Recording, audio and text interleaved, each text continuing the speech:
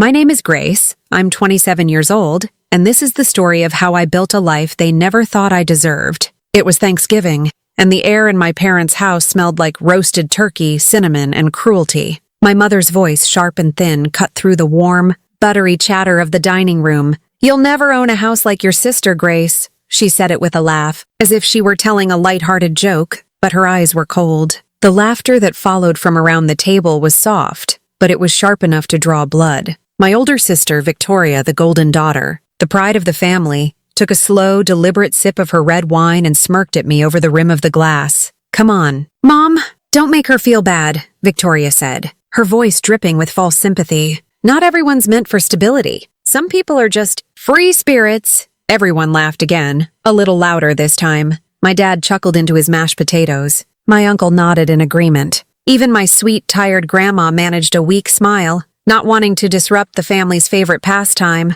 reminding me of my place. I smiled too. I held my fork, looked at each of them, and I smiled. Not because it didn't hurt. It did. It felt like 1,000 tiny needles piercing my skin, but because for the very first time, I didn't need to argue. I didn't need to defend myself, because while they were all sitting there, mocking me for not having a home, I was already designing one in perfect, blissful silence. But before I tell you how everything flipped, like and subscribe and drop a comment to let me know where you're watching from. Victoria wasn't just the golden child. She was the sun around which my entire family happily orbited. Her gravity was immense, pulling all attention, all praise, all expectations toward her. I was born 2 years later, not as a new center of a universe, but as a small, forgotten moon, reflecting her light and existing mostly in her shadow. From our earliest days, the dynamic was set. When Victoria took her first steps, my parents filmed it, framed photos of it, and told the story at every subsequent family gathering. When I took mine, my mother was on the phone, coordinating Victoria's first playdate.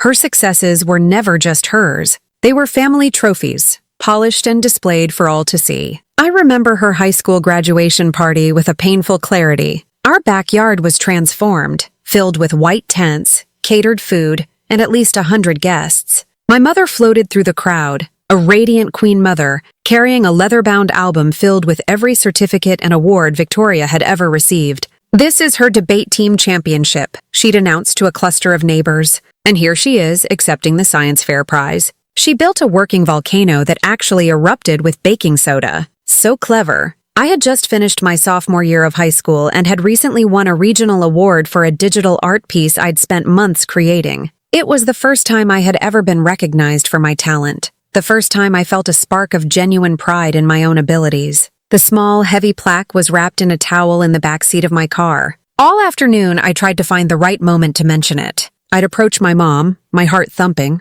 only to have her turn away to greet a new guest or rush off to direct the catering staff. Finally, late in the evening, I found her alone for a moment near the dessert table. "Mom?" I started, my voice small. "I have something to show you. It's the art award I won." She was straightening a stack of napkins, her focus elsewhere. "Oh, that's nice, dear," she said, her eyes scanning the yard. "Can you believe how many people came for Vicky? It's just wonderful. Now, be a doll and see if your Uncle Robert needs another drink. He looks thirsty." The conversation was over. The moment was gone. I spent the rest of the party in my self-assigned role, the helper, the ghost, the quiet stagehand in the grand production of my sister's life. The plaque stayed in the car. Victoria's adult life was simply an extension of this lifelong performance. She married Mark, a man who seemed less like a person and more like a collection of desirable attributes. He was a dentist, he drove a luxury sedan, he had a firm handshake, and his teeth were so brilliantly white they were practically a landmark. At their wedding, my father's toast was less about his daughter's happiness and more about his pride in her excellent choice. "Victoria always had the best taste," he'd boomed, raising his champagne flute. "She's brought a wonderful, successful man into our family." Their house in the gated community of Willow Creek was the ultimate trophy. It was a sprawling, sterile monument to their success. I visited once for a housewarming party. The walls were all painted a tasteful shade of greige. The furniture looked like it had been lifted directly from a magazine cover, and there wasn't a single personal item out of place. It didn't feel like a home. It felt like a showroom. My mother walked through the rooms with a reverence usually reserved for a cathedral. She ran her hand over the cold marble of the kitchen island, an island larger than my entire kitchen, and sighed. "This is what it's all about. she'd whispered to my aunt, loud enough for me to hear. Making a real home. Having something to show for your life. She kept a large, professionally taken photo of that house on the mantelpiece in her own home, a daily reminder of what she considered true success. There were no photos of me or my small, cozy apartment. My life, by contrast, was a source of constant, low-grade disappointment. The label of the artsy one was my cross to bear. It was a catch-all term for everything they didn't understand or value about me. My career as a graphic designer was a cute little hobby. My independence was a failure to settle down. My carefully managed budget was a sign that I was struggling. The comparisons were relentless and exhausting. If I bought a new pair of secondhand boots, my mom would ask if I was being responsible with my money. If Victoria bought a new designer handbag, my mom would praise her for investing in quality pieces. If I spent a weekend at home, reading and recharging, my dad would call, worried that I was lonely and isolated. If Victoria and Mark spent a weekend at a spa, they were taking a well-deserved break from their stressful lives. I learned to survive by making myself smaller, quieter. I built a world for myself that they couldn't touch. My apartment was my sanctuary. It was filled with books, plants, and colorful art I'd collected from local thrift stores. It was messy and lived in and real. It was everything Victoria's house wasn't. Here, I wasn't a ghost. I was the master of my own small universe. But every time I had to attend a family function, I had to put on my ghost costume and fade into the background. The thing they never understood was that their constant disregard gave me a unique kind of freedom. Because they had already written me off, they never bothered to look closely. They never saw the late nights I spent teaching myself new design software, the weekends I dedicated to online business courses, or the meticulous spreadsheets I used to track my savings. They saw a free spirit drifting aimlessly through life. They didn't see the architect who was silently, painstakingly drawing up the blueprints for her own escape. Their underestimation wasn't just an insult. It was the perfect camouflage. The drive home from that Thanksgiving dinner should have been 15 minutes. Instead, I sat in my parked car at the curb in front of my parents' house for almost an hour, the engine silent, the November cold slowly seeping through the glass. The house glowed. It was a perfect picture of warmth and family. A Rockwell painting come to life. Laughter would occasionally burst through the walls, a happy, careless sound that made my stomach clench. I could picture the scene perfectly. My dad would be asleep in his recliner, a newspaper over his face. My uncle would be telling a loud, unfunny story, and my mother and Victoria would be in the kitchen, heads close together, sharing a secret or a piece of gossip, their bond a fortress I could never seem to penetrate. My hands were clamped so tightly around the steering wheel that my knuckles were white. My whole body was trembling, not from the cold, but from a rage so profound it felt like a physical illness. It was a sickness I'd been carrying for years, a low-grade fever of resentment that would spike during family holidays. But this time was different. The fever had broken. It wasn't that my mother's comment was the cruelest thing she'd ever said. There had been worse. There was the time she'd told me my art degree was a waste of a good mind,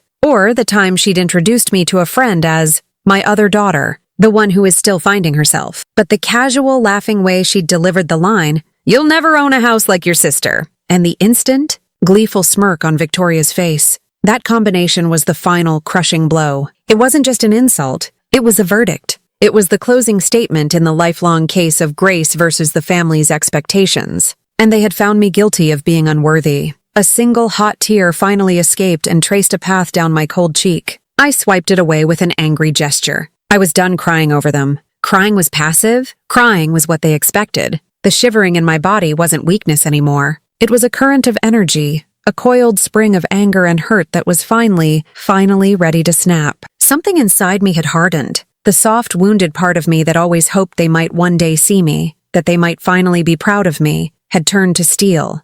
I didn't want their approval anymore. I wanted to build a life so far beyond their limited imagination that their opinions would become irrelevant, like the buzz of a distant fly. That's when I reached for my laptop. The worn, familiar weight of it in my lap was comforting. I powered it on, the screen's pale light pushing back against the darkness of the car. And there it was, the folder named Someday. It was more than a collection of files. It was a vault where I kept my secret, fragile hope. My fingers, still trembling slightly, moved the cursor and double-clicked. The contents spilled across my screen. I didn't just glance at them. I immersed myself. I opened a subfolder filled with client testimonials. I read an email from a woman who ran a small animal shelter. telling me that the new website I'd designed for her had led to a 50% increase in adoption inquiries. "You have no idea what a difference this has made, Grace. You've helped save lives." I opened another file, a design I'd done for a family-owned coffee shop. It was a beautiful, intricate logo that I had been immensely proud of. They had loved it so much they'd had it painted as a mural on their wall. Then I opened the spreadsheet. It was my secret weapon, the undeniable proof of my hard work. I had meticulously tracked every single dollar I'd ever made from my side projects. The columns and rows told a story of slow, steady growth. The first year I'd made just over $5,000. The next, $18,000. This past year, I was on track to clear $40,000. All of it earned between the hours of 7 p.m. and 2 a.m. All of it sitting in a high-yield savings account they knew nothing about. It was real. It wasn't a hobby. It was a business in waiting. The word whispered itself in the silent car. Someday. And with the force of a revelation, I knew that someday was a lie. It was a postponement. It was a permission slip I was waiting for, one that was never going to come. I didn't need to wait for someday. Someday was now. My fingers moved with a new, sure-footed speed. I pulled up my phone's hotspot, the connection slow but steady. I navigated to the state's official business portal, a bland, bureaucratic website that suddenly felt like the gateway to my entire future. The online form was intimidating, filled with legal terms like sole proprietorship and limited liability company. I paused, my confidence wavering for a second. It felt too big, too real. Then I pictured my mother's laugh, my sister's smirk. My resolve hardened again. I clicked on limited liability company. It sounded safe. It sounded strong. For the business name, I typed in the first thing that came to my mind, the truest thing. Grace Design Co. It was simple. It was mine. My name, my work, my company. I filled in the rest of the information, my heart hammering against my ribs. When I reached the payment page, I saw the fee, $150. It felt like the best money I would ever spend. I pulled out my debit card, the one linked to my secret account, and carefully typed in the 16 digits. My hand hovered over the submit button for a long, breathless moment. This was it, the point of no return. I was stepping out of the shadows. I clicked. For a few seconds, there was just a loading icon, a spinning wheel that seemed to hold my entire future in its digital orbit. Then the page refreshed. A confirmation message appeared in plain black text. "Congratulations. Your application for Grace Design Co. LLC has been received and approved." I leaned my head back against the cold headrest and let out a shaky breath that turned into a quiet, tearful laugh. It was done. It was real. In the dark, in the cold, sitting in a 10-year-old car outside a house where I felt like a ghost, I had just brought my new life into existence. The decision made in the cold darkness of my car that night ignited a fire in me. But keeping that fire burning required a level of work and sacrifice I hadn't fully anticipated. My life condensed into a grueling, monotonous, and strangely exhilarating routine. The next 3 years were a blur of screens, deadlines, and cheap coffee. My days were split into 2 distinct lives. From 8 to 5, I was the quiet, reliable Grace at the marketing firm. I did my work, I did it well, but I kept my head down. I was a ghost there too, in a way. I deflected conversations at the water cooler, ate lunch at my desk, and politely declined invitations for after-work drinks. My colleagues probably thought I was shy or antisocial. The truth was, I was conserving every ounce of my mental and social energy for my second life, the one that began the moment I walked through the door of my apartment. I'd give myself a strict 30-minute window to transition. I'd kick off my work shoes, change into sweatpants, and force myself to eat something. My diet consisted of things that could be prepared in under 10 minutes. Scrambled eggs, canned soup, and an ungodly amount of instant ramen. There were nights I was so tired I'd just eat a handful of almonds and call it dinner. Then I'd turn on my desk lamp, and the office of Grace Design Co. would officially open for business. This was where I came alive. The work was challenging and demanding, but it was mine. Every problem I solved, every client I satisfied was a small personal victory. I lived by the glow of my monitor,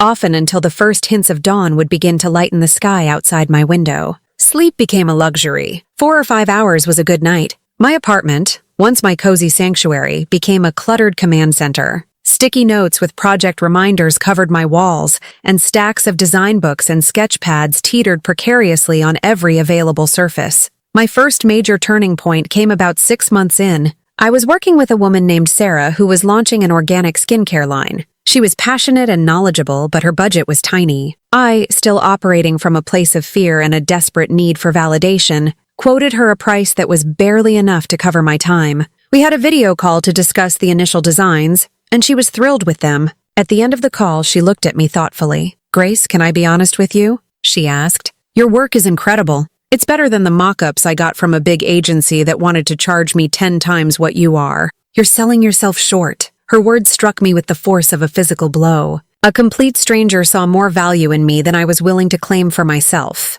The voice of my mother, of my family, was so deeply embedded in my subconscious that it was dictating my business practices. Don't get too big for your britches. Don't expect too much. Know your place. That night, I threw it all out. I created a new professional rate sheet, researching what top designers in my field were charging. My hands shook as I typed the numbers. They felt impossibly high. They felt arrogant. They felt like something Victoria would ask for. I almost deleted the file a dozen times, but Sarah's face kept appearing in my mind. The next morning, a request came in from a tech startup that needed a full branding package. I took a deep breath, attached my new rate sheet to the email, and hit send. I spent the rest of the day in an agony of suspense, convinced I had priced myself out of the market, that I had been foolish and greedy. That evening, a reply landed in my inbox. It was one sentence. "The price is within our budget. When can you start?" I had to read it 3 times before I believed it. That was the moment everything changed. With higher rates came better clients. More professional, more decisive, and more respectful of my time.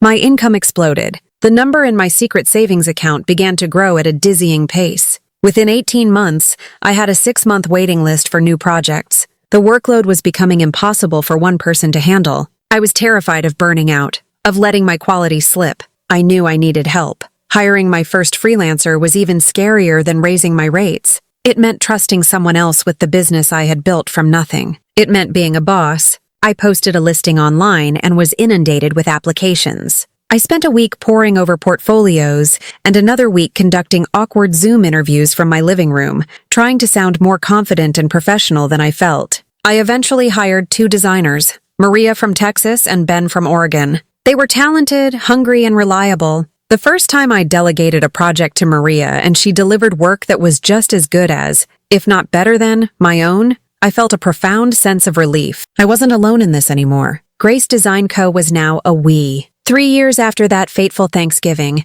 I was consistently clearing more in a month from my business than I made in 6 months at my day job. The decision to quit was obvious, but it was still terrifying. Walking into my boss's office to hand in my resignation felt like stepping off a cliff. My steady, reliable paycheck had been my safety net for so long. "Are you sure about this, Grace?" he asked, genuinely concerned. "A competitor can offer you more money, I understand." "No, it's not that," I said, the words feeling wonderfully solid in my mouth. "I'm going to be working for myself, full-time." The look on his face, a mixture of shock and admiration, was a satisfaction I had never known. All this time, my family remained completely in the dark. My Sunday calls with my mom became an exercise in careful omission. "How are things, dear?" she would ask, her voice laced with its usual pity. "Things are good." "Mom, keeping busy," I'd reply, staring at a signed contract on my desk worth more than my car. "Well, don't work too hard at that little doodling job. Make sure you get out and have some fun," she'd advise. "I will," I'd say, smiling to myself. The secret was no longer a shield against their judgment. It had become a private, beautiful world that was all my own, and I wasn't ready to let them in just yet. The idea of the house started as a vague dream, a distant point on the horizon. But as my business grew and my savings account swelled, the dream began to take on shape and weight. It became a concrete goal, the tangible culmination of every sleepless night and every sacrifice. It wasn't just about owning property. It was about building a sanctuary, a place of peace and stability that I had created for myself, on my own terms. It was about proving my mother's curse wrong. My house hunt began in secret, late at night. After a long day of client work, I'd trade my design software for real estate websites, my eyes bleary from staring at the screen. I scrolled through hundreds of listings, my search filters set exclusively to one town, Willow Creek. It was a choice born not out of a desire to imitate my sister, but out of a need to reclaim the narrative. My family saw Willow Creek as the exclusive domain of the successful, the stable, the real families like Victoria's. Buying a house there felt like planting my own flag on hostile territory. The first few houses I saw in person were disappointments. One was a modern new build with paper-thin walls and no soul. It felt cold and impersonal. too much like Victoria's showroom. Another was a small bungalow that was charming on the outside, but dark and cramped on the inside, making me feel claustrophobic. I was starting to feel discouraged, wondering if the perfect place only existed in my imagination. Then, one rainy Saturday morning, I had an appointment to see a brick colonial on a quiet, tree-lined street called Maple Drive. The moment I turned the corner, I felt it. A quiet little pull, a sense of rightness. The house wasn't ostentatious. It was solid, classic, and welcoming. It had dark green shutters that looked elegant against the weathered red brick, and a massive oak tree stood guard in the front yard, its branches spreading protectively over the roof. A small wooden swing hung on the porch. It looked like a house that had stories to tell. The realtor, Susan, was waiting for me at the door. She was impeccably dressed and had a bright, professional smile, but her eyes gave her away. She sized up my old sedan parked at the curb, my simple jeans and raincoat, and her smile became a little tighter, a little more condescending. She saw a young, single woman who was probably just a curiosity seeker, not a serious buyer. The moment I stepped inside, I knew. The air smelled faintly of lemon polish and old books. Sunlight, muted by the rainy day, streamed through the large multi-paned windows, illuminating the rich patina of the original hardwood floors. The house had a gentle, peaceful energy. I walked slowly through the rooms, running my hand along the smooth, cool plaster walls and the carved wooden banister of the staircase. In the living room, a brick fireplace promised cozy winter nights. The kitchen was bright and airy, with a large window over the sink that looked out onto a lush, private backyard. Upstairs, there were 3 bedrooms. One was clearly the master, with 2 closets and its own small bathroom. I walked into the second bedroom and stopped. It had a large window that overlooked the backyard and got the best afternoon light.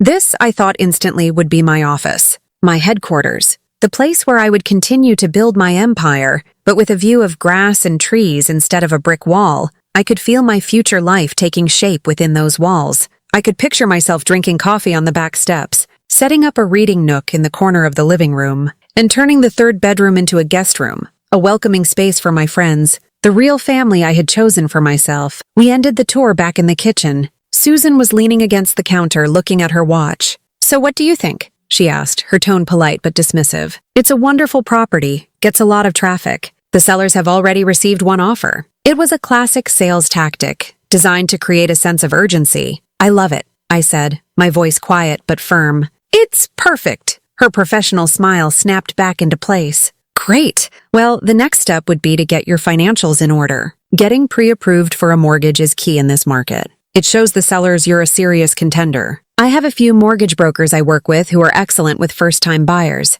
I can send you their information." She was already reaching for her phone, ready to move on to her next, more promising client. I let her talk, a small, secret smile playing on my lips. I enjoyed the moment, the dramatic irony of it all. She had no idea who she was talking to. She saw a daydreaming girl in a raincoat. She didn't see the CEO of a successful company who had spent the last 3 years planning for this exact moment. I waited for her to pause for breath. Then I said the words I had been practicing in my head for years. "That won't be necessary." She stopped, her thumb hovering over her phone screen. "I'm sorry? I don't need a mortgage broker," I said, my voice steady and clear, cutting through the quiet hum of the refrigerator. "I'll pay cash." The change in her demeanor was instantaneous and profound. It was as if a switch had been flipped. Her professional smile vanished, replaced by a look of stunned disbelief. Her jaw literally dropped for a second before she snapped it shut. She straightened up from the counter, her body language shifting from dismissive to deeply respectful. You'll pay cash?"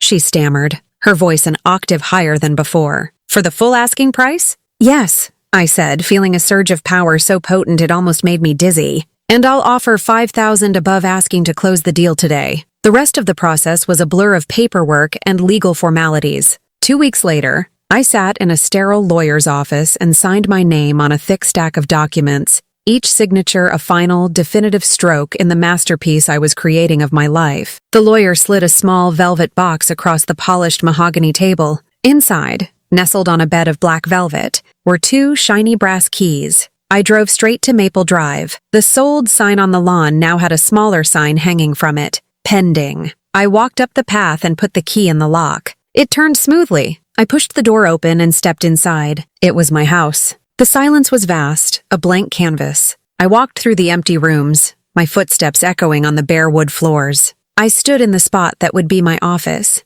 then in the living room where my fireplace would crackle. Finally, I went back to the living room and slid down the wall to sit on the floor, pulling my knees to my chest. I held the keys in my palm, their sharp edges digging reassuringly into my skin. They were real. This was all real. And I whispered to the empty, sunlit room, to the house that was all mine. You did it, Grace. You did it. A wave of emotion I had been suppressing for years washed over me. The exhaustion, the loneliness, the hurt, the anger, and beneath it all, a deep, powerful current of pride. The tears that came were not just for this moment, but for every moment that had led to it. They were for the girl who won an art award and hid it in her car, for the young woman who was called a free spirit as an insult, and for the CEO who had built her company in secret. I sat there and cried until I had no tears left, the afternoon sun warming my face through the tall, beautiful windows of my brand new home. I waited a full year, a year of settling in, of turning my house into a home, a year of watching my business not just survive but flourish, a year of profound, uninterrupted peace. I bought furniture that I loved, painted the walls in colors that made me happy, and planted a garden in the backyard. My house was no longer an empty shell of potential. It was filled with life, with my life. And as Thanksgiving approached again, I knew it was time. I was no longer the ghost at the feast. I was a homeowner. I was a business owner. I was a woman who had built her own foundation, and it was time to stand on it. The drive to my parents' house was different this time. Last year, I had been driving my old, sputtering sedan, my stomach in knots, bracing myself for the inevitable onslaught of pity and condescension. This year, I was behind the wheel of a new, reliable SUV I had bought with cash a few months prior. The heated leather seats were warm, the engine was a quiet hum, and my stomach was calm. I wasn't bracing for a fight. I was preparing for a quiet declaration of independence. I had dressed with intention, not in anything flashy,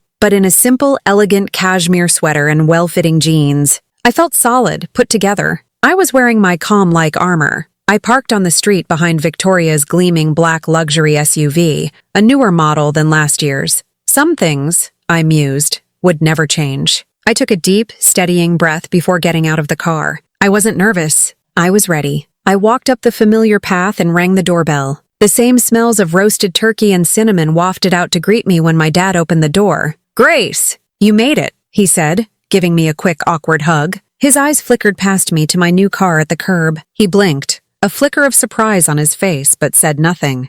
The scene inside was a perfect replica of the year before. My mom was bustling around the kitchen, my uncle was watching football on the television at a deafening volume, and Victoria was perched on a stool at the kitchen island, a glass of wine in her hand holding court. She was in the middle of a story about her recent family vacation to a 5-star resort in Greece. "And the infinity pool, Mom, you would have died," she was saying, gesturing dramatically. It overlooked the Aegean Sea, and the kids had their own private butler. "Mark said we're absolutely going back next year." "Oh, how wonderful, Vicky," my mother gushed, pausing to beam at her. "You and Mark work so hard. You deserve to be pampered." She caught sight of me then. "Grace, hello, dear. You're late." "Hi, Mom," I said, my voice even. Traffic was heavy. It wasn't, but it was the kind of excuse they expected. The dinner conversation followed its predictable script. Victoria dominated, recounting every luxurious detail of her trip, every impressive accomplishment of her children, every new acquisition she and Mark had made. My parents and relatives hung on her every word, their faces a mixture of admiration and vicarious pride. I ate my turkey, I passed the gravy, and I remained silent, a quiet observer watching a play I'd seen 100 times before. I didn't feel the usual sting of invisibility. Instead, I felt a strange sense of detachment, as if I were an anthropologist studying the peculiar customs of a foreign tribe. Finally, there was a lull in Victoria's monologue. My mother, as if remembering I was there, turned her attention to me. Her eyes did a quick, critical scan of my outfit before she plastered on a placid smile. "So, Grace," she began, her voice carrying across the table, "how are things? Still renting that little apartment downtown?" This was it. The moment, the cue I had been waiting for. The entire table quieted slightly, their attention shifting to me, ready for the familiar, pitiful chapter of the evening's performance. I took a slow sip of my water, set the glass down gently, and met my mother's gaze. "No," I said,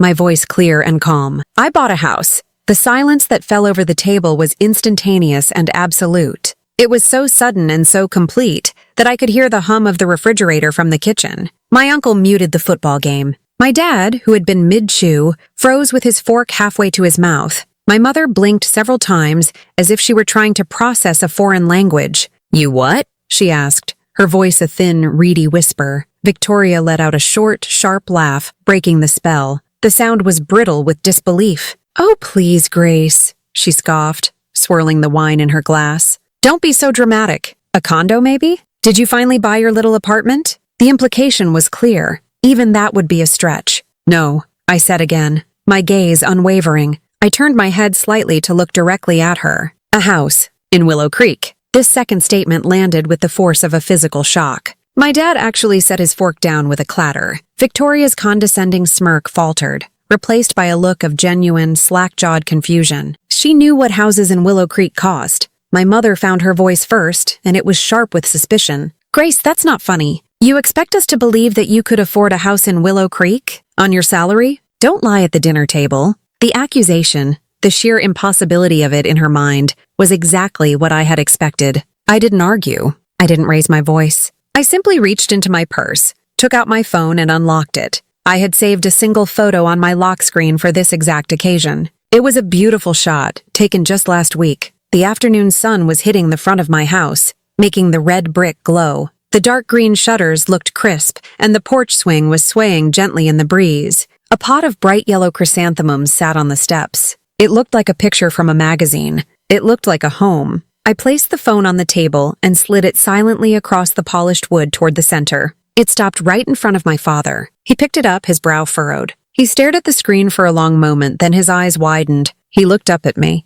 then back at the picture, then back at me, his mouth slightly agape. "My God," he whispered. He passed the phone to my mother. She snatched it from him. She stared at the screen, her face a blank mask of shock. I could see her zooming in, as if looking for evidence of a trick. She saw the address numbers on the door, clear as day. She saw my new car, the same one parked outside, sitting in the driveway. Her face paled. She didn't say a word, just passed the phone to Victoria as if it were contaminated. Victoria took the phone, her movements stiff. She looked at the picture, and her carefully constructed facade of smug superiority crumbled into dust. The smirk was gone, replaced by an ugly, twisted expression of envy and disbelief. She looked from the phone to me, her eyes narrowed. I let the silence stretch, letting the reality sink in. I picked up my wine glass, my hand perfectly steady. I took a slow sip, savoring the moment. Then I lowered the glass and looked at my mother, whose face was now a mixture of confusion and dawning horror. "You said I'd never own a house like my sister,"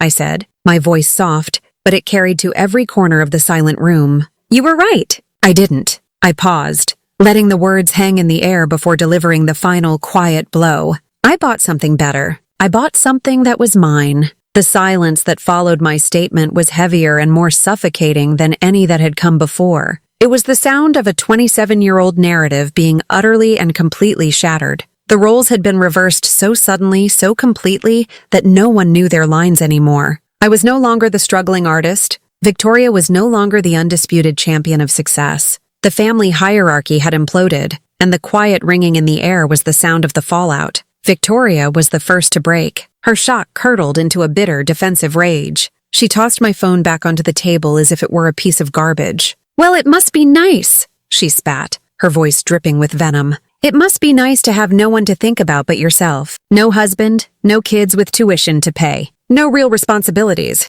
You can just squirrel away every penny you make from your little hobby." She started listing her burdens as if they were badges of honor. "I have a mortgage on a 6-bedroom house, Grace. I have 2 children in a private academy. We have country club dues. That's what real adulthood looks like. It's not just about buying a cute little house for one." She was trying to diminish me, to reframe my monumental achievement as a frivolous indulgence, a result of a selfish, childless life. It was a desperate attempt to claw her way back to the top, to repaint me as irresponsible even in my success. A year ago, her words would have sliced me to the bone. Now they felt pathetic. They were the desperate flailings of a queen who had just been dethroned. My mother, seeing her golden child floundering, quickly scrambled to regain control. Her face hardened, her shock transforming into a mask of maternal indignation. "You should have told us, Grace," she said, her voice sharp and accusatory. "How could you do something so significant and not tell your own family? We're your parents. We could have helped you. Your father knows about real estate. We could have given you advice. made sure you weren't being taken advantage of. Her words were a masterclass in manipulation. She was twisting my independence into an act of betrayal. She was trying to reinsert herself into my narrative, not as a supporter, but as a gatekeeper of knowledge and wisdom whose counsel I had foolishly ignored. To keep a secret like that, she continued, her voice rising with manufactured hurt. It's like you don't even consider us your family. It's cruel, Grace. It's deeply, deeply cruel. She was painting herself as the victim, the mother, wounded by her secretive, ungrateful child. I looked at her, at the familiar patterns of her behavior, and I felt nothing but a profound sense of clarity. The old urge to defend myself, to justify my choices, was gone. I didn't need to. The proof of my competence was parked in a driveway in Willow Creek. I let her finish. Then I took a calm, steadying breath. I looked directly into her eyes, my gaze level and unblinking. You already helped, Mom, I said, my voice quiet, but carrying an undeniable weight, her brow furrowed in confusion. What are you talking about? We didn't help you do anything. You did, I insisted softly. You helped me more than anyone. I paused, making sure I had her full, undivided attention. You helped by doubting me. Every time you called my career a hobby, every time you looked at me with pity, every time you told me I wasn't enough, that's what lit the fire. You gave me the motivation no one else could. The truth of the words, delivered without anger or malice, was more devastating than any shout could have been. My mother's face stiffened as if I had slapped her. Her mouth opened, then closed again. There was no defense against it. Victoria, for her part, flinched and looked away, staring intently at a wine stain on the tablecloth. Even my dad, who had remained a silent observer, shifted uncomfortably in his chair. For the first time in my life, I held all the power at that table, and I knew in that moment that the best way to keep it was to walk away. I deliberately folded my napkin and placed it on the table. The small, neat gesture felt enormously significant. I pushed my chair back, the scrape of its legs on the hardwood floor loud in the cavernous silence. I stood up. Thank you for dinner, Mom, I said, my voice polite, detached. It was delicious, as always. I walked around the table to where my grandmother was sitting. She looked up at me, her old eyes wide and filled with a complex mixture of shock and something that looked like awe. I leaned down and kissed her soft, wrinkled cheek. I'll call you tomorrow, Grandma, I whispered. She squeezed my hand, a silent, powerful message of support. Then I turned to the rest of my stunned family. I looked at my mother, my father, my sister. I have my own home-cooked dinner waiting for me at my house, I said, my voice clear and steady. I just wanted you all to know where I live now. In case you ever want to visit. I paused and added the final, crucial boundary. With respect. And then I turned and walked out of the dining room. I didn't run. I didn't storm out. I walked with a calm, measured pace down the hallway, retrieved my coat from the closet, and let myself out the front door, closing it softly behind me. I didn't look back. I didn't need to. I could feel their eyes on my back. I could feel the entire foundation of their world cracking behind me. As I got into my car and started the engine, a feeling of profound, exhilarating lightness washed over me. I wasn't a ghost anymore. I had a voice. I had a home. And for the first time, I was driving towards it. The drive from my parents' house to mine was only 10 minutes, but it felt like a journey across a lifetime. The person who had arrived in their driveway 2 hours ago was not the same person who was now driving away. I drove through the quiet, tree-lined streets of Willow Creek, the familiar landscape now feeling truly like it belonged to me. When I turned onto my street, the sight of my house, warm light spilling from the windows,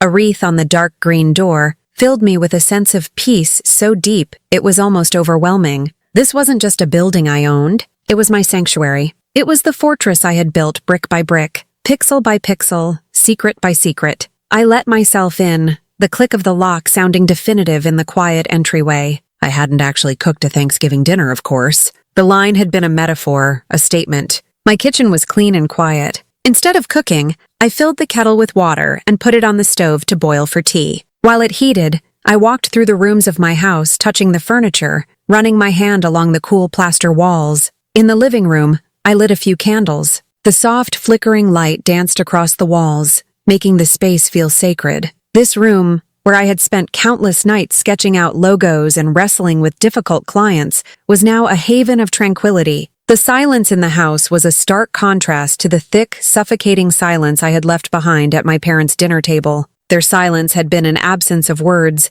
a void filled with shock and resentment. My silence was a presence. It was the sound of contentment, of safety, of a battle finally won. I made my tea and sat on the comfortable sofa I'd spent weeks searching for, curling my feet up under me. That's when my phone, which I had left on the kitchen counter, began to buzz. I ignored it. A minute later it buzzed again, and again. I didn't need to look to know who it was. The calls were an intrusion, an attempt to pull me back into the vortex of their drama. They were accustomed to me being available, to me absorbing their emotions and managing their expectations. That version of me was gone. I let it ring until it went to voicemail. Then, the text messages started. The screen lit up with previews. From Mom. Grace, you can't just walk out like that. We need to talk about this. From Victoria. That was a cruel thing to do on Thanksgiving. From Mom again. Your father is very upset. Call me immediately. I read the messages with a sense of detachment. The words had no power over me here. Their attempts to guilt me, to frame me as the villain, were transparent and weak. They weren't upset that I had kept a secret. They were furious that I had stripped them of their power over me. I turned the phone over, screen down on the counter, and returned to my tea in the peaceful silence of my living room. Later that evening, another text came through. I glanced at it. It was from my dad. It was different from the others. Just 4 words. Proud of you, kiddo. I stared at the message for a long time. A part of me, the part that had craved his approval for my entire life, felt a warm flicker of validation, but it was followed by a wave of sadness. Why had it taken this? Why did I have to build a house and a 6-figure business to earn 4 simple words of pride from my own father? Why couldn't he have said them after my first art show? Or when I got my first job? Or when I paid off my student loans? The text was a crack in the facade, a tiny admission of his own failing, but it felt like too little, too late. It was a step, but I knew in my heart that it was a step he felt forced to take, not one he had chosen freely. I didn't reply to him either. Hours passed. The candles burned low. I read a book, listened to some quiet music. Around midnight, just as I was getting ready for bed,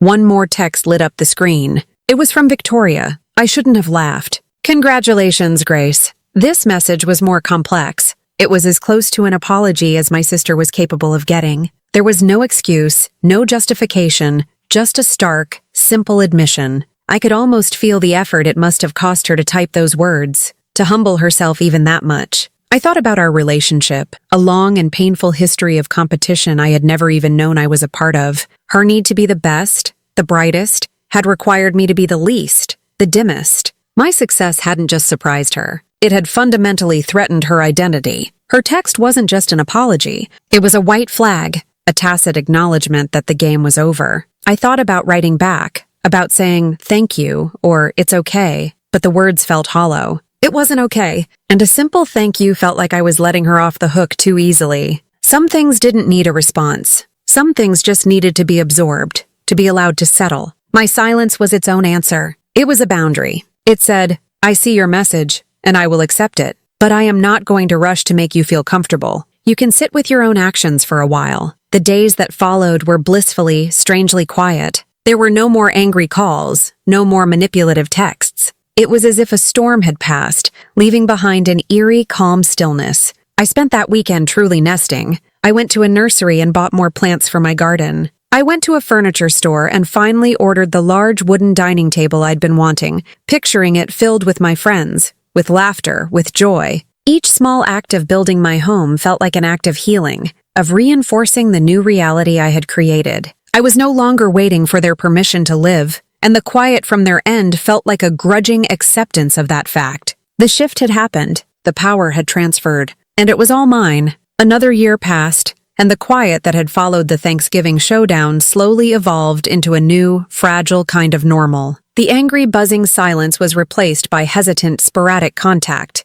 A brief text from my dad asking what kind of lawnmower I'd bought. A stilted phone call from my mom on my birthday, where for the first time she didn't ask if I was managing okay, but instead asked what color I was thinking of painting the guest room. They were small, clumsy attempts at connection, like people learning a new language. They were learning to speak to the real Grace, not the ghost they had invented. Victoria and I had the least contact. The chasm between us was too wide, too filled with the wreckage of a lifetime of slights and jealousies. But the open hostility was gone, replaced by a sort of wary, distant truce. When the invitation for Thanksgiving arrived that year, I considered declining. The thought of walking back into that house, of sitting at that table, still produced a faint echo of the old anxiety. but I knew that not going would be an act of avoidance, of fear. I had won the war. I didn't need to keep fighting the battles. Showing up was a display of quiet confidence, proof that the old dynamics no longer had a hold on me. When I walked through the door,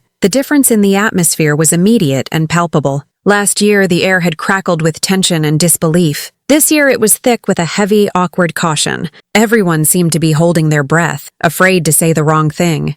Victoria was there, standing by the fireplace, and she looked smaller somehow, less radiant. She offered me a tight, brief smile and a quiet, "Hi, Grace." There was no smirk, no condescending once-over. Mom didn't mention that I was on time or late. She simply handed me a glass of water and asked if I needed anything. It was all excruciatingly polite and deeply strange. We sat down to dinner, and the conversation was stilted. My uncle tried to tell a joke that fell flat. My dad talked about the weather. Victoria spoke about her children's school play, but without the usual bragging, her words sounding hollow and rehearsed. It was clear that the family's old script had been thrown out, and no one had written a new one. I stayed quiet, not out of fear this time, but out of a calm sense of observation. It was my grandmother who finally broke the spell. She had been quieter than usual, watching everyone with her wise, knowing eyes. She turned to me, her voice clear and strong, deliberately drawing the entire table's attention. "Grace, dear," she said, her smile warm and genuine.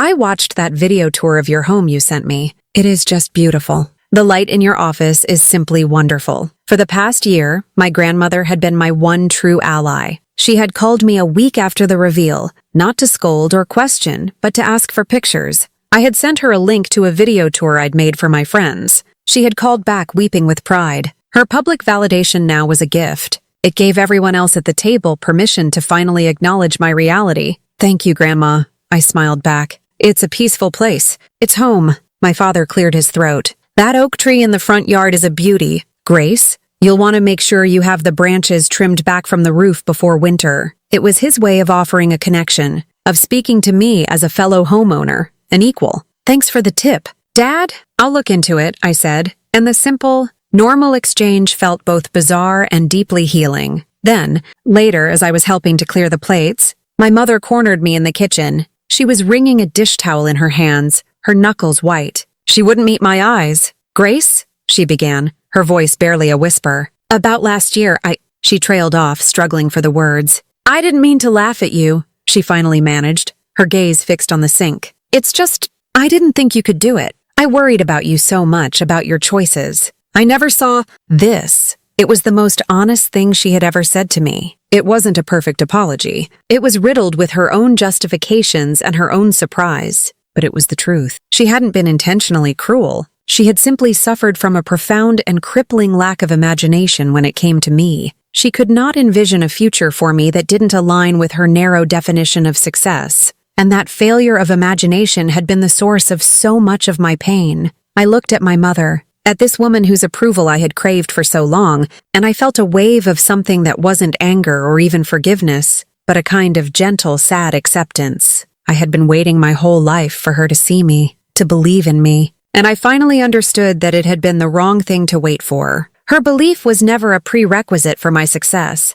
I leaned against the counter and smiled, a real, gentle smile. "That's the thing, Mom," I said, and my voice was soft, devoid of any lingering bitterness. "You didn't have to think I could. I did. In that moment, I wasn't her child seeking validation anymore. I was a woman, whole and complete on her own. I was absolving her of a responsibility she had never been able to handle, the responsibility of believing in my dreams. They were my dreams, and as it turned out, my belief was the only one that had ever really mattered." She finally looked up at me, her eyes filled with a complicated mix of regret and a new, hesitant flicker of pride. She didn't seem like a monster or a villain anymore. She just seemed like a woman who was finally seeing her daughter for the very first time. Sometimes the sweetest revenge isn't proving other people wrong. It's the quiet, unshakable peace of proving yourself right. I don't need their validation anymore. I don't need their applause or their approval to feel successful. The sound of my own key turning in my own lock, that's enough. Every creak of my wooden floorboards is a reminder of the foundation I built.